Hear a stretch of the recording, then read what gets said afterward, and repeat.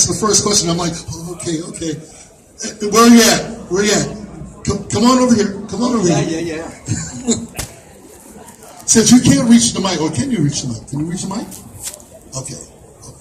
Okay, go for it. Were both shows filmed? Hold on 1 second. Okay, go for it. Were both shows filmed in the same set? No, we shot our version. We were in Los Angeles, and so we were actually on the back lot of Warner Brothers Studios, and then we shot in different areas of Los Angeles where we could get things for the background. You know, when you watch these shows, it's about the actors and what's going on, but there's a whole world. Sometimes look at the extras, look at what's going on, look at the buildings, look at the shots, look at the lighting. There's a whole, everything that you see on screen is supported by so many artists, you know. So anyway, we shot in LA, and the new show shoots in Vancouver, Canada. Yeah. Okay, we got another question. Very good. Give her a round of applause for a good question. This gentleman was like this. He's like, question. Okay, I don't know if it's much of a question or a comment or a compliment, but here it goes. I love The Flash, and I mean the reason why I watch it is because of the connection between father and son. I mean, my two kids watch it with me religiously, and you know, to me it's an honor to have you here. Here's the thing, the most touching episode to me was when Zoom actually kills Barry's father. And that dialogue between yourself, man, it was like so touching. I mean, how many times was that shot? I mean, was there anything that changed in the script to make it more powerful, to make it more connecting when Zoom took your life? I mean, if you could describe a little bit of that and that emotion that went through in order to get that powerful connection of that last moment with the Flash and yourself. Those moments are incredible. I can. We don't do a lot of rehearsing of those moments because you can't, because we've already done the homework. You know what I mean? And you get to those moments and you have to decide, okay. For myself, what was Henry involved in at that moment? Did Henry know he was going to die? Absolutely. Was he concerned about the fact that he was going to stop living? No. What was his primary concern? That his son knew how much his mother and I loved him, and that it was going to be okay. You know, I know that I'm about to die, and I just want you, if I can, even in my terror and my fear, with him, like right there, if I can communicate to you that you're gonna be okay, you know? And so that was my thing. The thing about the way we shot it was the end of one episode is no, as the hand goes through the thing. Then the next day we had to come pick it up at that peak and go forward. And that went, so that meant Grant had to work it up again the next day. And so he would go off by himself. But let me talk about, I was in the center of that action, so it's hard for me to comment on it. But let me go back to the mother's death. Let me go back to the scene where Michelle Harrison, where he goes back to the scene of the crime where I've told him not to do it. And he has to make the decision, you know, and he sees his mom being killed. And that day was one of the most incredible days I've seen on the set, when he's over the body of Michelle Harrison and he takes off the cowl and she says, "You look just like my father." And their reaction and that whole thing, it was a day where nobody was speaking above a whisper. They weren't even using the bell that they usually ring at the beginning of tape to let everyone know to be quiet. Because we all knew that we were getting something that was extraordinary. Henry was knocked out. I was unconscious on the ground. Yeah, but I'm over there going, "Oh my God, oh, this is so beautiful." Yeah, it's a quite special experience. Yeah, but as Grant, no, I'm not going to tell you all that. That's too personal. I think I'd be overstepping my bounds. But it's incredible. What goes on in a set. if people are really putting themselves into it. Now, you could do it technically. We all know actors that do it technically, and they show up and make a little water on their face and, do it, and then they walk away. That's not the kind of actors we have on this show. Everybody's trying to make the best show that they possibly can. In order to do that, you bring your entire life experience to it. So. Okay, we have another question right here. This young lady right here. Hi. How does it feel like being in the Speed Force? The Speed Force is pretty weird because sometimes you are who you are, but sometimes you're not who you are. And sometimes it's the energy speaking through you. I don't know if I can really explain it, but this last time it was different people were, they'll appear, it might appear to be his father, it might appear to be his mother, because the Speed Force is trying to get him to do something. But then I got to come in as Jay Garrick and take his place in the Speed Force.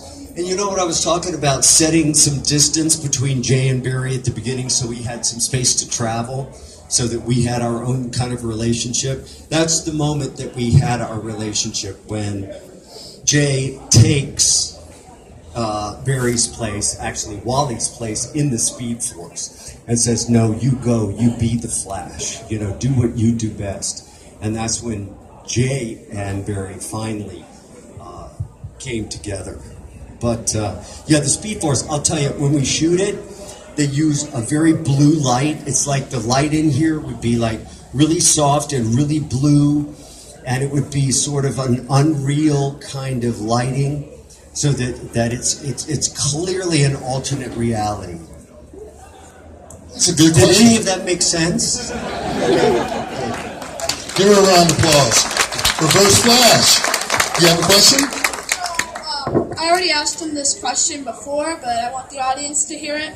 Will Jay Garrick, John Wesley Shipp, appear in the pilot as like a mentor to Wally, who is now becoming the new Flash? Oh, you mean in the season opener, in the premiere? I will not be, for the first time, I will not be in the season premiere of season 4. And I'm not sure what their thinking is right now about Jay Garrick, how Jay Garrick will fit in. But I always say, I heard somebody say this at a convention, and I've repeated it ever since: if you want to see it, tweet it. You hear that, everyone? You hear that? He's saying it live right here. Say it one more time, John.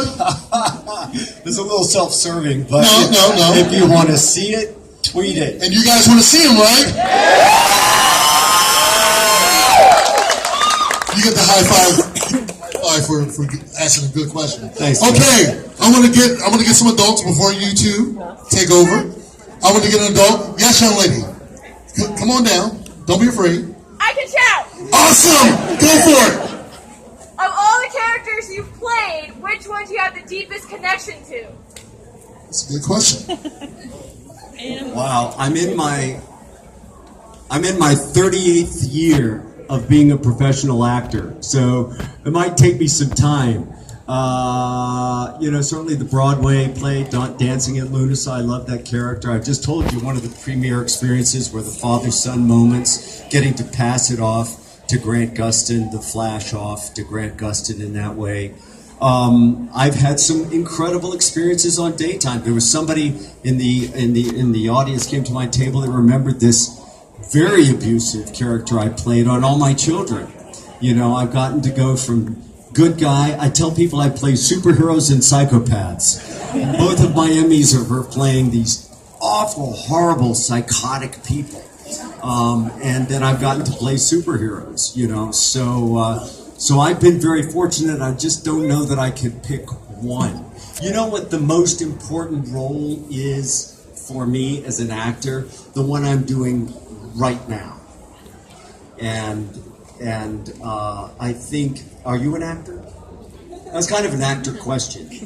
And I think that's the thing. That's the way you have to approach it, whether it's Tony Award-winning Broadway play, daytime TV, primetime, independent film. Whatever you're doing at that moment has the most important role you've ever played.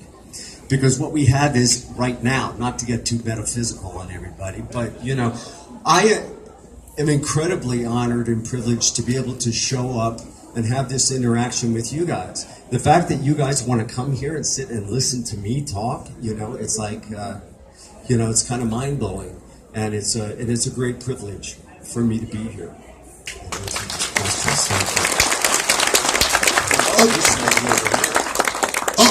Super Grover, hold up. I gotta let Super Grover ask the question. Come on, baby.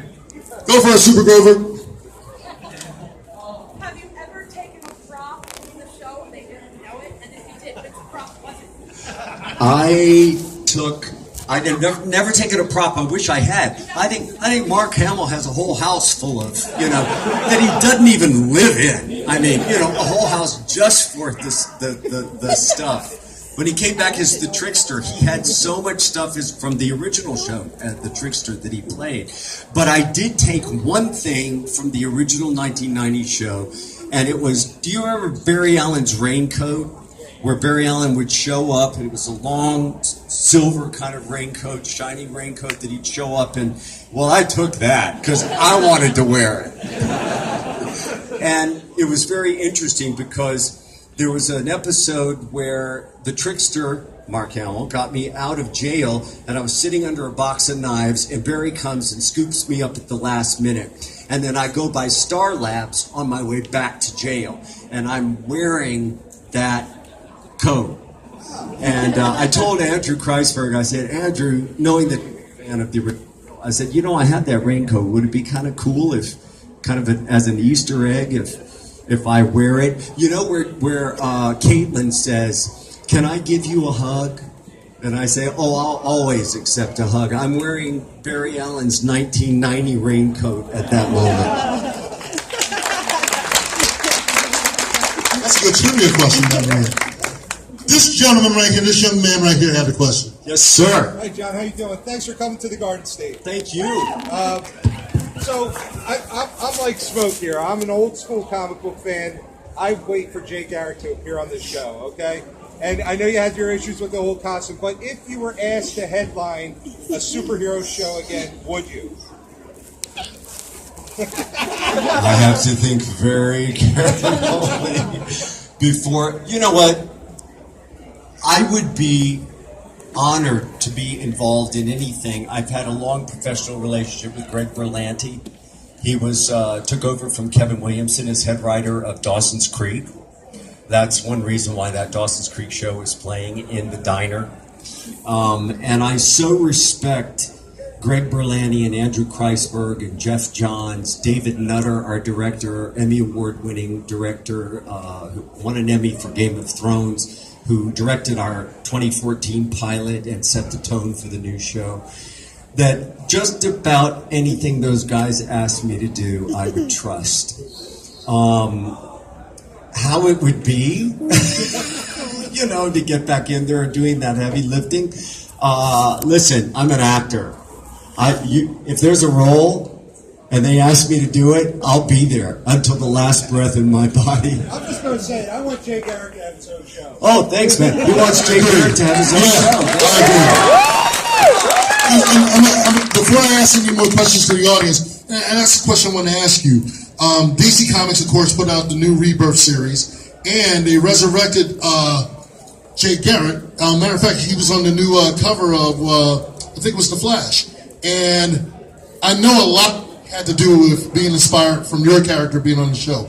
How did that feel? Or have you seen the issue? And how does how's it feel? Because the character, the Jay Garrick character, looks just like you. I'm not ripped like that. I'm not ripped like that anymore. No. I wish I looked like that.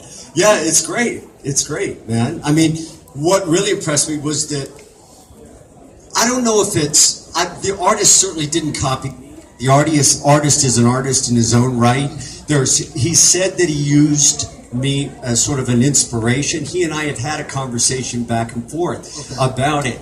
But the interesting thing, and the thing that I take as a great compliment, is that whether we do or don't, the degree to which we look alike or we don't, that when the fans picked up that comic and started reading it, in their mind's eye, they were seeing my Jay Garrick. I can't tell you what that does to an actor. You know, God, that's incredible. That blows my mind. That's almost like being called the OG something.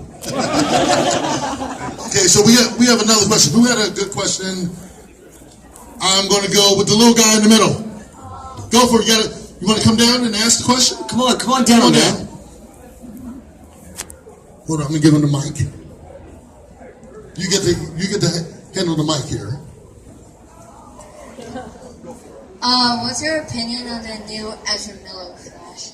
I haven't seen it yet, but I understand he's a very good actor, and it's like I said, the great thing about this, people will say, "Oh, this one's my favorite Flash." I have some people saying to me, "You're my favorite Flash," and I always respond by, "How cool is it that this universe is big enough that there's room for all of us?" Man, I can't wait to see what he does with that role. How about you? No, tell me. Yeah, I think he might be pretty good when it's on the Suicide Squad. You saw him in Suicide Squad, right? Okay, so I think we should all be there supporting him the minute his movie comes out, right? Are you going to do that? Good deal, man. Thank you. All right. Now, I have another question right here, John. Yes. Right here. This gentleman. Hi, John. Hi. Well, I have 3 questions. First, nice to meet you. The first one is, how was when you were shooting Teen Wolf? Nobody asked you. Teen Wolf. How many Teen Wolf? Nobody asked. May I just take this moment to apologize? As Isaac's abusive father. Man, that was crazy. Camera. Yeah. Second question, back in the 90s. The show, I remember back in my country, I'm from Peru, by the way. I watched the show too many times. After you watch the show, I was running like crazy everywhere. But How old? right now I'm 35. No, then. Oh, then I don't remember, maybe 8, 9. Yeah. Around there. The touching moment that I remember, I almost cried when you fight again, you double the Blue Flash. How was it? Thank you so much. That was we sort of got a bare bones of the script. Now he's talking about the Pollux episode, the Blue Flash, and that evolved with the writers and the director and Danny and Paul, and my concept, of taking this engineered version of Barry Allen, who had no consciousness, who was reading everything he could, he was studying, he was learning, he was developing physically much faster than he was emotionally. And I loved the moments when he and Barry met. And, for Pollux, it's like Christmas. He thinks he's discovered who he is. Yeah. And Barry is like, no, Tina, don't get near him. He's dangerous. And so he was a part of Barry's own self that Barry didn't trust. But I think the part you're talking about is the fact that at the very end, Pollux decides to take a bullet for Barry. And in essence, dies in Barry's arms. So Barry watches a part of himself that he doesn't entirely trust and isn't entirely comfortable with die in his own arms. Yeah. And for me, what that said psychologically, not to get too heavy and bring the room down, is that sometimes the parts of yourselves that you like the least are the parts that would take a bullet for you when they come down to it. So don't disown anything. I've always heard, here I go, my dad's a preacher. He was a minister. He was pastor at First Baptist Church of Elizabeth, New Jersey for like 10 years. But it's like, the flip side of your assets, the flip side of your defects are your assets. So be careful what you ask to have removed, because you don't know what might go with them. And that's what I love playing with all of that, with the character of Pollux. And I'm glad you were moved by that. I think that was Danny Bilson's least favorite episode, because we didn't blow much stuff up in that episode. Danny liked to blow stuff up and shoot flames 35 feet in the air, but I'm always very moved when people got touched by that episode. Thank you. That's my favorite one. Thank you. Last question. Sorry, Yeah, guys. yes. When you pick the phone and you get this call, hey John, do you wanna play the Flash again? And what's come to your mind? What do you say about it? Do you think you wanna wear the old suit? You say, oh my God, should I wear the old suit? What was your thought? I mean, I don't remember. Well, first of all, they asked me to play Henry, so I was thrilled. Oh, okay. I would have wanted, as I said, I would have wanted to play Henry even if I never had played the Flash. And I was so stunned by their idea of it. In 2 episodes, I get killed as one character, I get revealed as being the man in the iron mask, who turns out to be the character everybody wanted me to play to begin with. That I was kind of like, how could I say no to that? Now, I did have a degree of insecurity about it, So, but we got through it. So do you like the old suit or you like the The old suit, don't make me with it. Okay, I was in an interview with Andrew Kreisberg, and I'm going to walk back around this way so I can get back on the stage. And he said,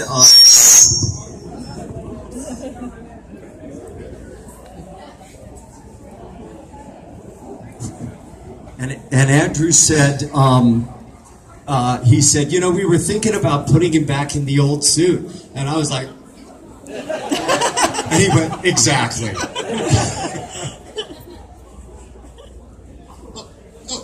was like, you're on the roll. I'm back. You're back? You're back? Okay. Superman, because I know you've been dying to ask this question. Go ahead and ask him the question.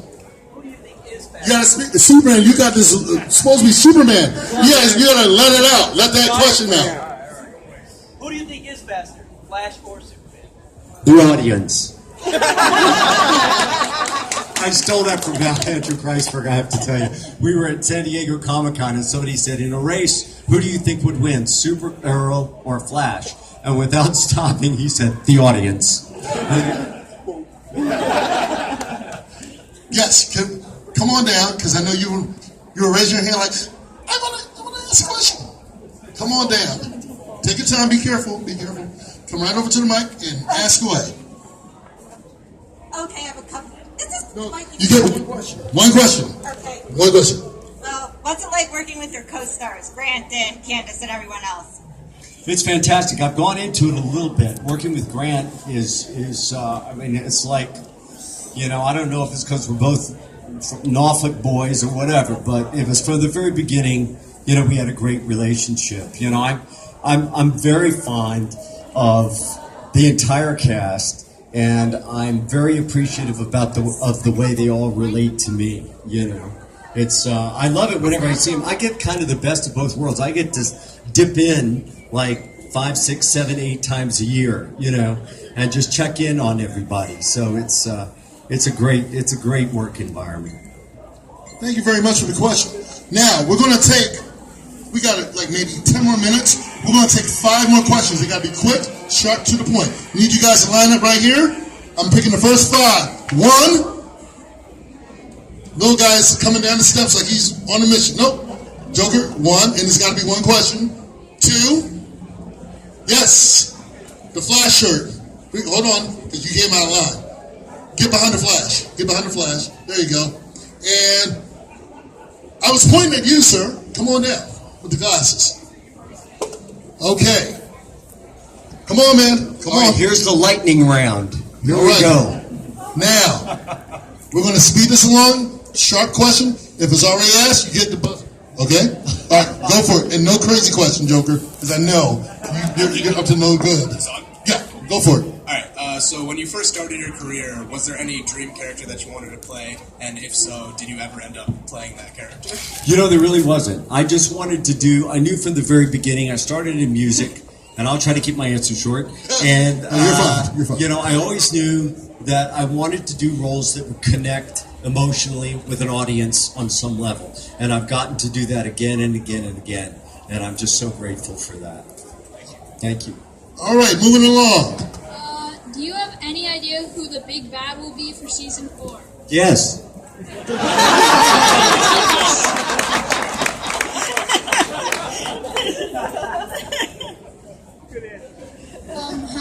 Jeff Johns involved with where the story is going for the show?